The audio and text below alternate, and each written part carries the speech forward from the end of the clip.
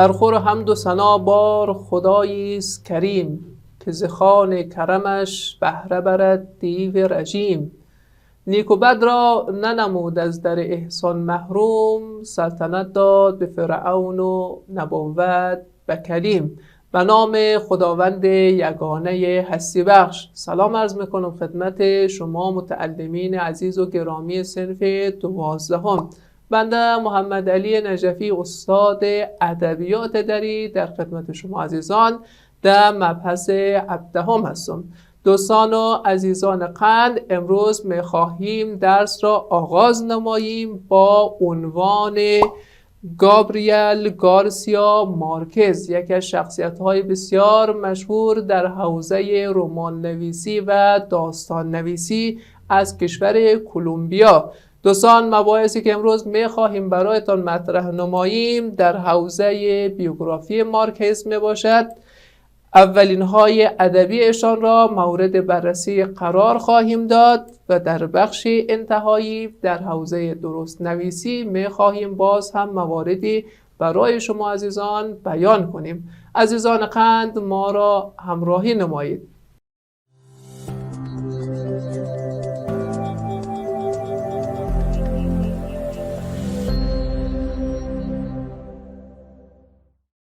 بخش اول، بیوگرافی گابریل گارسیا مارکز، یکی از نویسندگان و شخصیت‌های بسیار شهیر در حوزه ادبیات داستانی بین الملل. ایشان به عنوان نویسنده، ژورنالیست، ناشر و فعال سیاسی کشورهای امریکای جنوبی شناخته می شوند که ایشان را با لقب گابی یا گابیتو بیشتر می شناسند و به او می پردازند. ایشان متولد 6 مارچ سال 1928 میلادی در قریه آراکاتاکای کشور کلمبیا می باشد.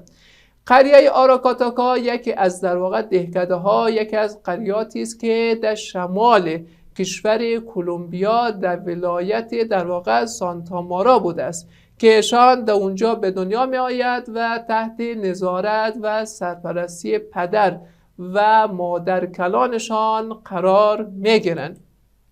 تربیتشان توسط پدرکلانشان نیکولا مارکز صورت می گیرد. پدرکلانشان یکی از شخصیت‌های بسیار بسیار در واقع اگرچه در حاشیه بود، ولی در جنگ‌های کلمبیا، چون در کلمبیا 2 جنگ صورت می‌گیرد، در این جنگ‌ها پدرکلانشان در واقع حضور دارد و برای حراست از ممالک و حدود و ثغور جغرافیایی کشور خود می‌جنگد. پس یگان شخصیت در واقع سیاسی مسلک است. همین امر باعث می شود که مارکز وقتی به دنیا می آید و تحت نظارت و سرپرستی پدر بزرگشان قرار می گیرند، در واقع اثرات این نگرش های سیاسی در اندیشه ها و علل خصوص در آثار مارکز نمایان شود. ایشان مرد سال امریکای جنوبی در سنه 1999 میلادی می باشند. یکی از بزرگترین و شاخصترین در واقع نشانها و نمادهایی که برای مارکز نویسنده قرار میگیرد، مرد سال قرار گرفتن نام ایشان می باشد که بسیار بسیار حائز اهمیت است. ارسال نامه و نامه مردم به وی برای پذیرش ریاست جمهوری کشور کلمبیا در سنه 2000 میلادی یکی دیگر از حوادث بسیار بسیار مهم برای این نویسنده بین المللی است. گابریل گارسیا مارکز وقتی که در عنفوان جوانی است، آثاری را می نویسد که برای جامعه بسیار مهم است و برای بهبود حال جامعه بسیار بسیار قابل ستایش است. همین امر باعث می شود که این نوشته ها مورد در واقع خوشایندی دولت وقت کلمبیا قرار نگیرد و از سمت دیگر تحت تعقیب قرار می گیرد مارکز و همین عامل باعث می شود که ایشان فرار کند و برود به کشور همسایه، کشور مکزیک. در این کشور ساکن می شود و در واقع از این ناحیه سعی می کند آثار خود را با قنای روحی و ذهنی خود بیشتر آمیخته سازد و آثار بسیار انتقادی نه تنها برای کشور در واقع زادگاه خویش کلمبیا بلکه برای کل دنیا بنویسند، به طوری که آثار ایشان به 18 زبان زنده دنیا ترجمه شده و مورد استفاده بسیاری از داستان دوستان و بسیاری از کسانی که در حوزه ادبیات داستانی فعالیت میکنند مورد توجه قرار گیرد. بخش بعدی دوستان اولین های ادبی مارکز می باشد. اولین های ادبی مارکز یعنی او آثاری که ایشان به عنوان اولین آثار، چه به عنوان مجموعه داستان، چه به عنوان یک داستان مشخص، چه به عنوان یک ناول مشخص از ایشان صادر شده است. خب اولین نوشته ایشان در روزنامه جونت‌وود است دوستان، یک روزنامه‌ای که در دوران تحصیل ایشان در او آثار خود را می‌نگاشتند. می‌دانید که شخصیتی چون مارکز که در واقع در شمال کلمبیا در یک قریه‌ای به نام آراکاتاکا که از ولایات سانتامارا می باشد و به عنوان زادگاه و محل تولد ایشان است در او زندگی میکنند و تحت نظارت پدرکلان و مادرکلانشان قرار میگیرند. ولی برای ادامه تحصیلات ایشان می آید به سمت پایتخت کشور کلمبیا و تحصیل خود را ادامه می دهد و در حوزه پانتون وارد می شود و در رشته حقوق فعالیت می کند. ولی متوجه می شود که رشته حقوق تمام او ارضاءات روحی و روانیشان را تأمین نمی کند. پس مسیر خود را عوض می نماید و به سمت داستان نویسی و نگارش گرایش پیدا می کند. در دوران تحصیل یک روزنامه‌ای بود که توسط همین در واقع دانش آموزان، توسط همین محصلین، توسط همین متعلمین ایجاد شده بود که در او آثار خود را می نگاشتند. اولین اثری که ایشان نوشت در همین روزنامه که تحت عنوان جونت‌وود است دوستان نگاشته شده است. نخستین داستان ایشان نیز تحت عنوان سومین استعفاست که در سنه 1947 میلادی نوشته می شود و 7 سال قبل از این قضیه ایشان نخستین مجموعه داستانی خویش را در سنه 1940 میلادی می نگارد و در انتها می شود گفت که نخستین ناول یا نخستین رمانی که ایشان می نویسند در سنه 1955 میلادی تحت عنوان طوفان برگ ها می باشد. میرسیم به بزرگترین اثر گابریل گارسیا مارکز که به عنوان یک اثری است که ایشان تحت این عنوان و تحت این اثر به عنوان یک شخصیت شهیر بین المللی مطرح می شود. نام اثر چیست؟ 100 سال تنهایی که در واقع نگارش و نوشتن این اثر نزدیک در 3 سال طول می کشد که در سنه 1967 میلادی این اثر در حوزه سبک رئالیسم جادویی نگاشته و نوشته می شود. از نکات قابل توجه در مورد این اثر دوستان این می باشد که هنگامی که این اثر نوشته شد در هفته اول تمام نسخه های این اثر فروخته و به فروش میرسد، به طوری که در واقع بعد از او یک مقداری طول میکشد این اثر که در واقع به زبان اسپانیایی هست و به زبانهای دیگر ترجمه می شود، کما اینکه گفتن این اثر در 30 زبان مختلف در حوزه بین الملل به چاپ میرسند که به طور کل از زمانی که اثر ایجاد می شود تا زمانی که اثر به فروش می رود مجموع اثر در 30 میلیون نسخه به چاپ می رسد و همه این نسخه ها به فروش می رسند. برنده جایزه نوبل ادبیات با نگارش رمان 100 سال تنهایی در سنه 1982 میلادی. این به عنوان یکی از نکات برجسته در طول زندگی گابریل گارسیا مارکز می باشد. خود دوستان می بینیم که این اثر چه فراورده هایی و چه نتایج بسیار بسیار جالبی و چه رهاورد بسیار بسیار ممتازی برای مارکز کلمبیایی داشته است که ایشان می توانند در این حوزه جایزه در واقع نوبل ادبیات را به خاطر این رمان دریافت میکنند که این یک نکته بسیار بسیار شایسته است. اما متاسفانه گابریل گارسیا مارکز در سال 2012 بر اثر بیماری آلزایمر یا بیماری در واقع فراموشی سبب میگرده که دست از نگارش و نویسندگی بردارد. 2 سال بعد در ابده آپریل سال 2014 یا به اعتبار درست‌تر سال 2014 میلادی بر اثر همین بیماری در واقع دار فانی را وداع میگویند و دمو کشوری که زندگی میکرده است و متواری شده کشور در واقع مکزیک و در پایتخت این کشور که مکزیکو سیتی میباشد ایشان را در واقع میآیند جسدش را آتش میزنند و برخی اعتقاد دارند که او خاکستری که از این جسد باقی میماند را برمیدارند و به زادگاهشان کشور کلمبیا میبرند و در آنجا دفن میسازند و این یکی از نکات بسیار برجسته در حوزه حوادث در واقع مهم زندگی این شخصیت بزرگ است.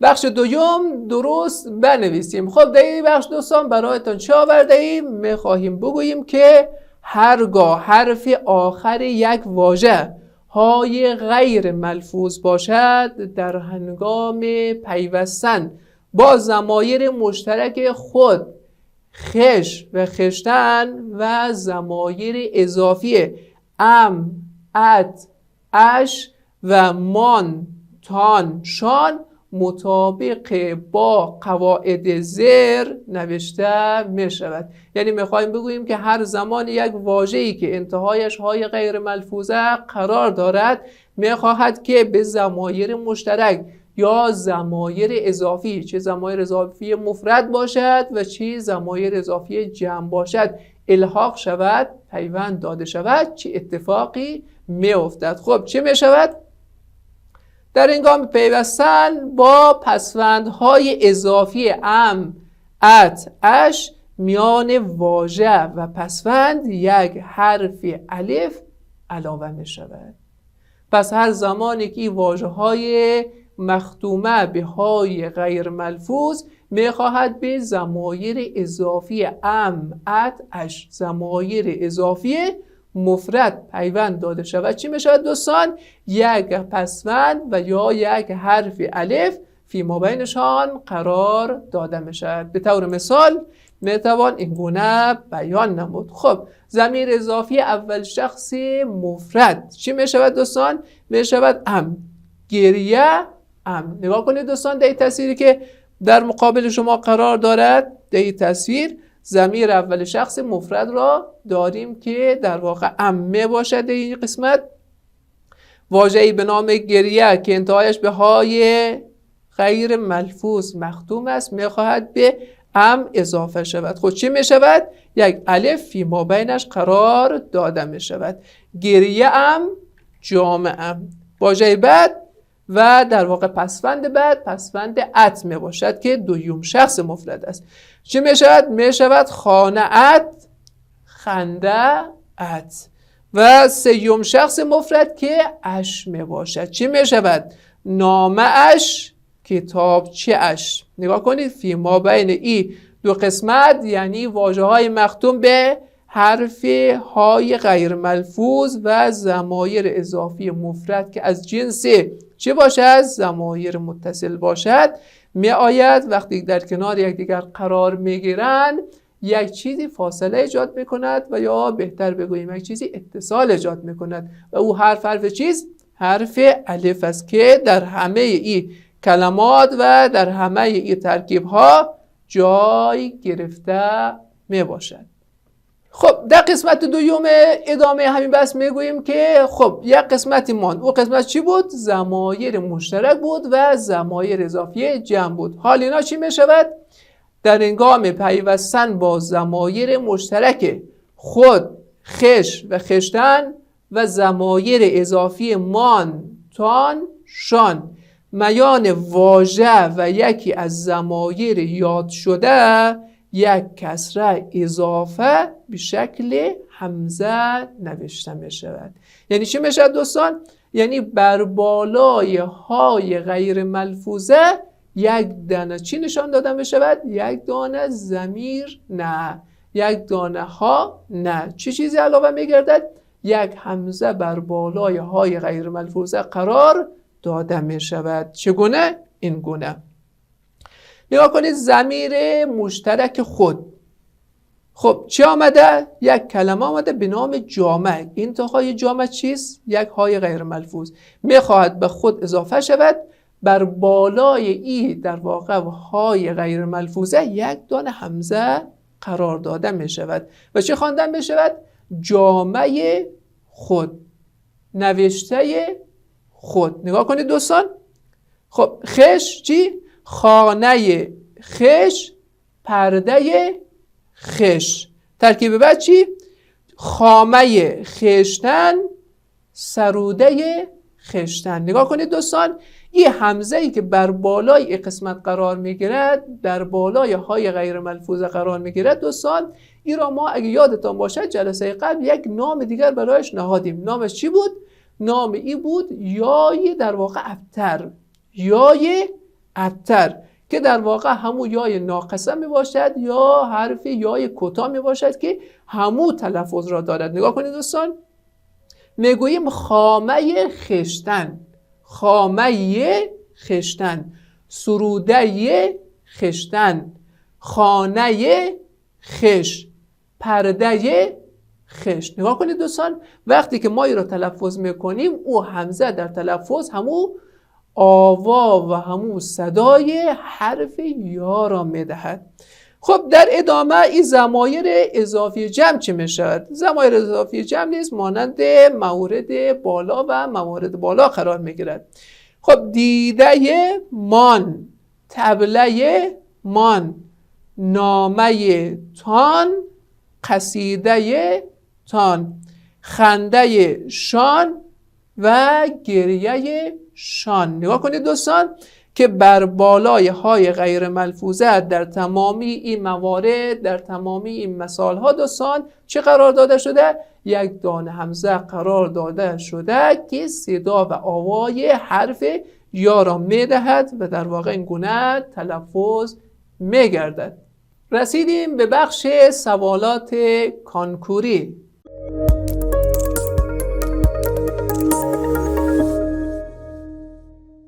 سوال اول میگوید گابریل گارسیا مارکیز از نویسندگان مشهور امریکا یک مرکزی است، دو امریکای شمالی است، سه امریکای جنوبی است و چهار ایالات متحده امریکا می باشد. متعلق به کدام یک از این قسمت ها می باشد این نویسنده شهیر کلمبیایی دوستان؟ احسن، گزینه درست، گزینه شماره 3 امریکای جنوبی است که کشوری به نام کلمبیا است که ایشان در اونجا به دنیا آمده است.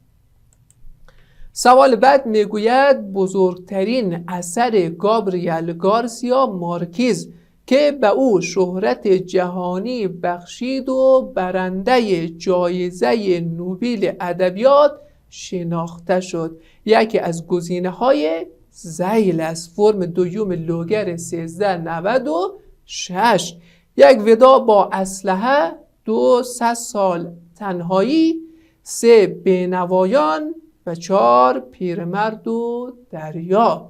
کدام یک از این اثرها برای مارکیز به عنوان در واقع یک شخصیت شهیر شناسانده شد و جایزه صلح نوبل را برای او به عنوان یک رهاور داشته است؟ کدام یک از متعلم؟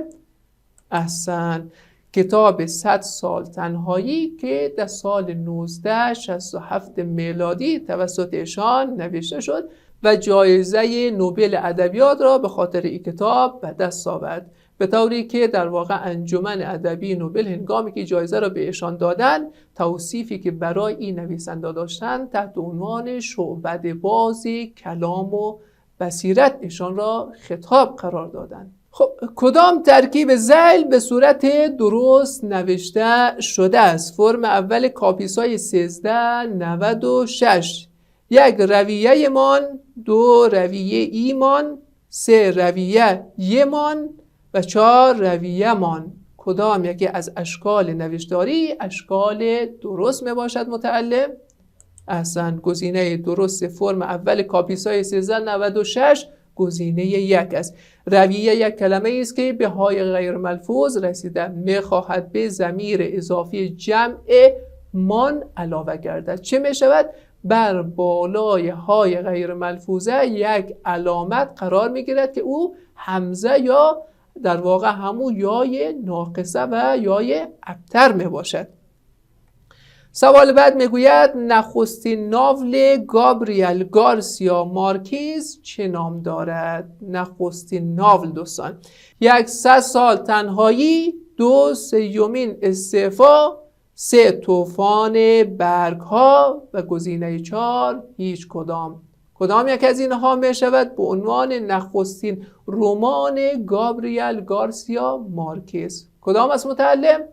احسن، گزینه درست گزینه طوفان برگ هاست که در سنه 1955 میلادی اثر نگاشته و نوشته شده است. سوال بعد میگوید گابریل گارسیا مارکز کتابی دارد تحت عنوان 100 سال تنهایی. در چند سال این کتاب را تمام کرد؟ 1 10 سال، 2 5 سال، 3 7 سال و 4 3 سال. مدت زمانی که کتاب 100 سال تنهایی طول کشید تمام شود و به پایان برسد چند سال بوده است؟ احسن، گزینه درست باز هم گزینه شماره 4 است که 3 سال می باشد که اتمام کتاب طول می کشد. خب دوستان و متعلمین عزیز و گرامی، در پایان مبحث ابدوم رسیدیم. امیدوارم که مانده نباشید و مبحث امروز مورد توجه شما قرار گرفته باشد. شما عزیزان را من به خداوند بلند مرتبه می سپارم. خداوند یار و نگهدارتان.